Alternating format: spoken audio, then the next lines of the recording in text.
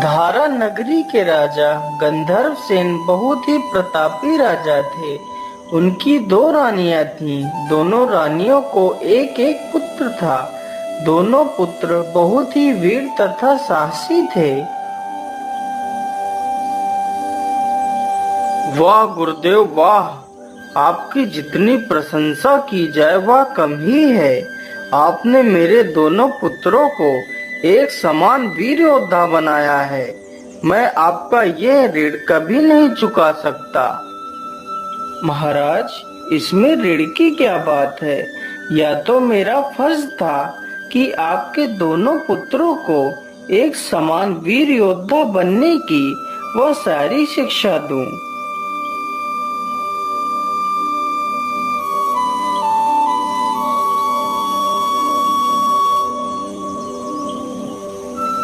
देखो हमारे बेटों की बहादुरी और वीरता को। इसे कहते हैं असली राजकुमार, जो चाहे तो अपनी शक्ति से पूरे संसार को अपने कदमों में झुका सकता है। इनके होते हुए हमारे देश की ओर कोई भी शत्रु आंख उठाकर नहीं देख सकता। महाराज गंधर्व सेन की जय हो। महाराज गंधर्व सेन की जय हो। राजकुमारों की जय हो। राजकुमारों की जय हो। उसी समय सारा राज्य दरबार जय जयकारों से गूंज उठता है। इसी प्रकार कुछ दिन बीत जाते हैं, परंतु खुशी का वातावरण कुछ दिनों बाद समाप्त हो जाता है। राजा गंधर्व सेन की मृत्यु हो जाती है।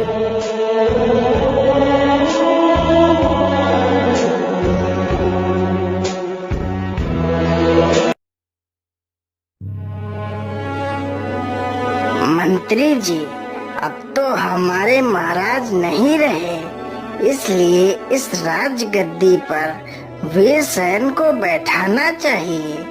वह हमारे राजा के बड़े पुत्र हैं, इसलिए राज्य गद्दी पर प्रथम अधिकार उन्हीं का है। इसी प्रकार सारे कार्यकर्ताओं ने मिलकर वीरसेन को ही अपना राजा बना लिया।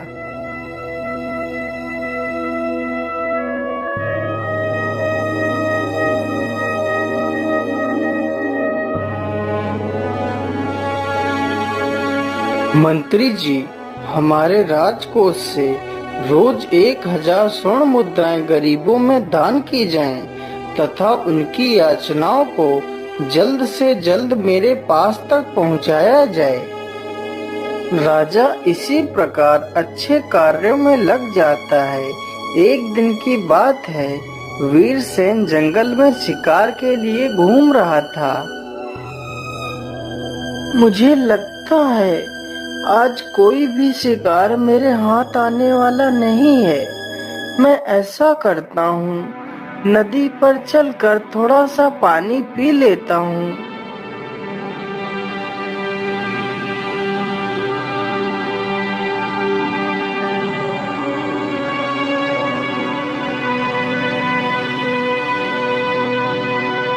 अरे वाह, ये लड़की कौन है? यह तो बहुत सुंदर है। इसके जैसी सुंदर लड़की तो मैंने आज तक नहीं देखी। अरे सुनिए, आपका क्या नाम है?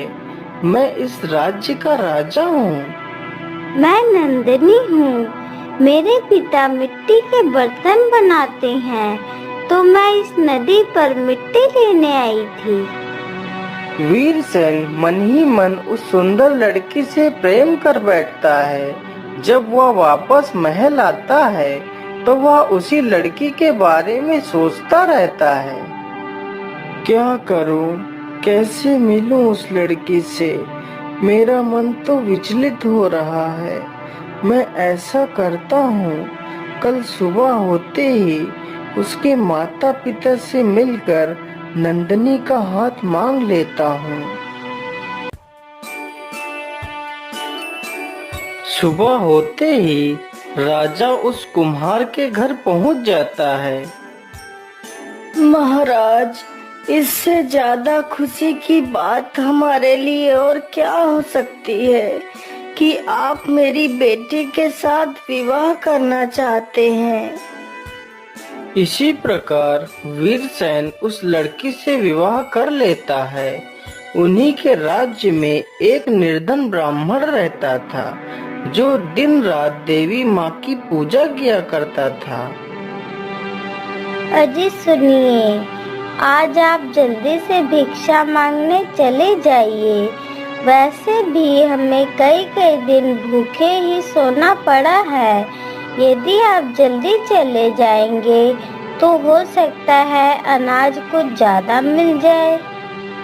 ठीक है भाग्यवान, मैं अभी चला जाता हूँ। इसी प्रकार ब्राह्मण भिक्षा मांगता और खाली समय में देवी माँ की पूजा किया करता। एक दिन देवी माँ को उसकी श्रद्धा भावना को देखकर उस पे दया आ जाती है।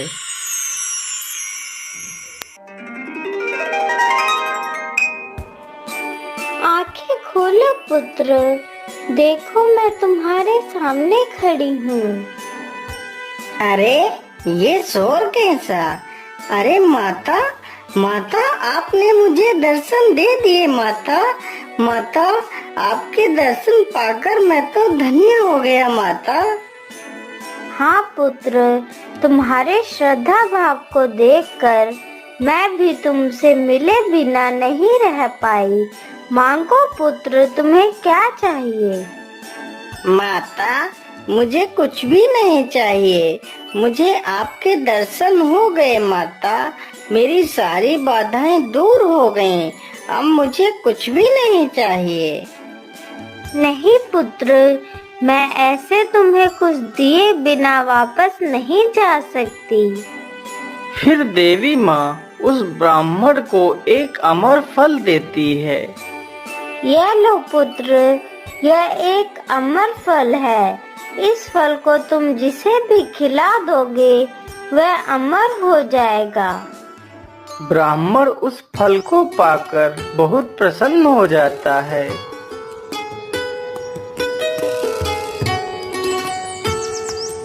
अरे भाग्यवान, देखो देखो, देवी माँ ने मेरी तपस्या से प्रसन्न होकर मुझे यह अमर फल दिया है।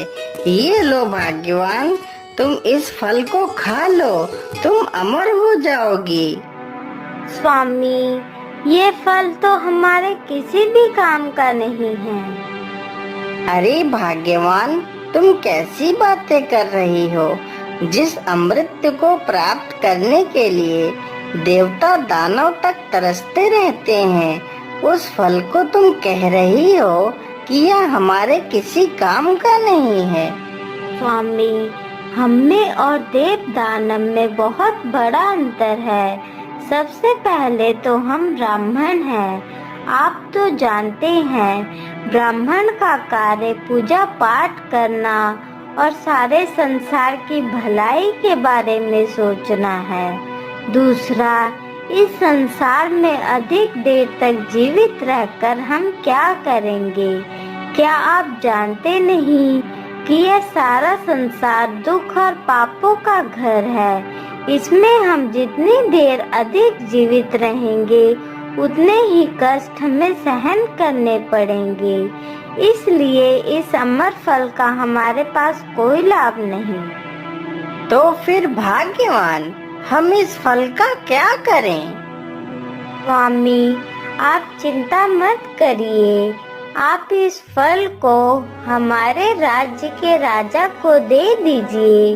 वह इसे खाकर अमर हो जाएंगे। बहादुर और धर्मी की आयु जितनी लंबी हो उतनी कम होती है। हाँ हाँ भाग्यवान, तुम ठीक कहती हो। मैं ये फल राजा को दे आता हूँ। इतना कहकर वह पंडित राजमहल की ओर निकल पड़ता है।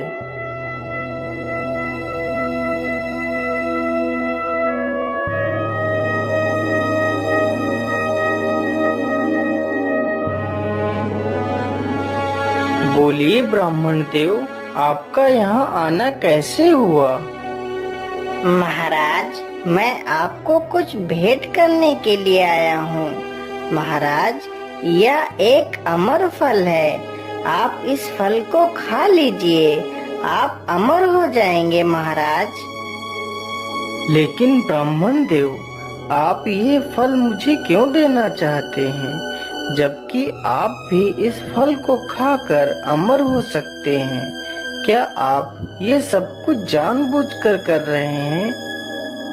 हाँ महाराज, मैं ये सब कुछ जानबूझकर और अपनी इच्छा के अनुसार ही कर रहा हूँ। मेरी हार्दिक इच्छा यही है कि हमारे धर्मी राजा अमर हो जाएं। मैं तो एक गरीब ब्राह्मण हूँ। मेरे जीवित रहने अथवा मरने से कुछ भी फर्क नहीं पड़ता। और आप तो इस देश के स्वामी हैं। सारी जनता का बोझ आपके कंधों पर है। इस देश की प्रजा को आपकी आवश्यकता है महाराज। यही कारण है कि यह फल मैं आपके लिए लाया हूँ। ब्राह्मण की यह बात सुनकर राजा वीरसेन बहुत प्रसन्न हो जाता है। मंत्री जी, ब्राह्मण देव को 1000 सोने की मुद्राएं दी जाएं, जिससे ब्राह्मण देव को अपने पूरे जीवन किसी के सामने हाथ फैलाने की आवश्यकता ना पड़े।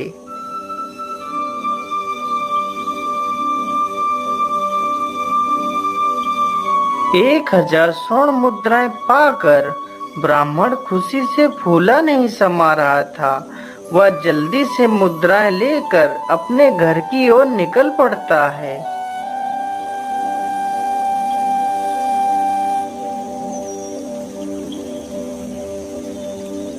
क्या करूं, क्या करूं? ये फल मैं स्वयं खाऊं या फिर अपनी प्रिय रानी को खिलाऊं? यदि मैं यह स्वयं खा लूंगा तो मैं अमर हो जाऊंगा, लेकिन मेरी प्रिय रानी तो ऐसे ही रह जाएगी। मैं ऐसा करता हूँ, ये अमर फल अपनी पत्नी को खिला देता हूँ। यदि वह जीवित रहेगी तो मेरा प्रेम सदैव अमर रहेगा। इतना सोचकर वह राजा फल लेकर अपनी रानी के पास पहुँचता है। महारानी जी, ये फल खा लीजिए। यह कोई ऐसा वैसा फल नहीं है, यह एक अमर फल है। इसके सेवन से तुम अमर हो जाओगी। अच्छा अच्छा, ठीक है स्वामी, आप ये फल यहाँ रख दीजिए, मैं भी खा लूंगी। राजा फल को वहीं रखकर वहाँ से चला जाता है। क्या करूं? इस फल को मैं स्वयं खाऊं या फिर अपने प्रेमी को खिलाऊं? मैं ऐसा करती हूँ कि यह फल मैं अपने प्रेमी को खिला देती हूँ, ताकि वह वैसे ही अमर और जवान बने रहें। वह रानी अपने ही महल में एक सैनिक से प्रेम करती थी। सुबह होते ही वह महारानी सैनिक को बुलाती है। यह लो चंदू, यह एक अमर फल है। तुम इसे खाने के पश्चात अमर हो जाओगी। इतना सुनकर चंदू बहुत प्रसन्न हो जाता है। उस चंदू की भी एक बाहर दुनिया थी, जिसमें वह एक वेश्या से प्रेम करता था। वह रानी से तो सिर्फ प्यार का झूठा नाटक खेल रहा था, ताकि वह रानी कहीं उसे झूठी अवज्ञा के कारण मरवा न दे। वह सैनिक उस फल को लेकर उसी वेश्या के पास जाता है और फल उस वेश्या को दे देता है। हे भगवान, इतना कीमती फल, लेकिन जितना कीमती यह फल है उतनी कीमती मेरी जान नहीं है। मेरी जिंदगी तो वैसे भी नरक है। मैं भला इस फल को खाकर अपनी नरक भरी जिंदगी को अमर क्यों बनाऊं? यह फल मेरे लिए नहीं है। मैं ऐसा करती हूँ, यह फल मैं अपने राज्य के राजा को दे देती हूँ। वह इस फल को खाकर अमर हो जाएंगे। इतना सोचकर वह वैश्या राज्य दरबार में पहुंच जाती है। क्या बात है बहन, तुम कौन हो और तुम्हारा यहाँ आने का क्या उद्देश्य है? महाराज, मैं एक वैश्या हूँ। मैं आपको कुछ उपहार देने के लिए आई हूँ। बोलिए बहन, आप हमें क्या तोहफा देने के लिए आई हैं? महाराज, मैं आपको यह अमर फल देना चाहती हूँ। वैश्या के पास अमर फल देखते ही राजा आश्चर्य में पड़ जाता है। अरे, यह तो वही अमर फल है जो मैंने अपनी प्रिय रानी को दिया था। लेकिन रानी, मेरी भेंट की गई वस्तु किसी दूसरे को कैसे दे सकती है? लेकिन बहन, यह अमर फल आपको कहाँ से मिला? महाराज, यह अमर फल मुझे मेरे प्रेमी ने दिया है, लेकिन मैंने इस फल को अपने योग ना मानकर आपको भेंट करने आई हूँ। ये सुनकर राजा बहुत प्रसन्न हो जाता है और उस वैश्य को भी 1000 स्वर्ण मोहरे देकर विदा कर देता है। राजा तुरंत ही उस फल को लेकर अपनी रानी के कक्ष में जाता है। क्या बात है महाराज, आज आप इतनी जल्दी राज दरबार समाप्त करके मेरे पास क्यों आ गए? महारानी जी, मैंने तुम्हें जो अमर फल दिया था, तुमने उस फल का क्या किया? अरे महाराज, करना क्या था, उसे तो मैंने कब का खा लिया था। अरे बदचलन, झूठी, मक्कार, मुझसे झूठ बोलती है। यदि तूने वह फल खा लिया था तो ये क्या है? महाराज, मुझे क्षमा कर दीजिए, मुझसे बहुत बड़ी भूल हो गई है। आप ये फल मुझे दे दीजिए, मैं इसे आपके सामने ही खा लेती हूँ। नहीं मूर्ख औरत, इस फल के तू लायक नहीं है। अब यह फल मैं स्वयं खाऊंगा। मैं आज और अभी से एक सन्यासी बनने का प्रण लेता हूँ। यह सारा राजभोग विलास छोड़कर मैं ईश्वर में लुप्त होना चाहता हूँ। इस दुनिया में कोई अपना नहीं है, हर मनुष्य स्वार्थी है, इसलिए मैं सभी का त्याग करता हूँ। इतना क्या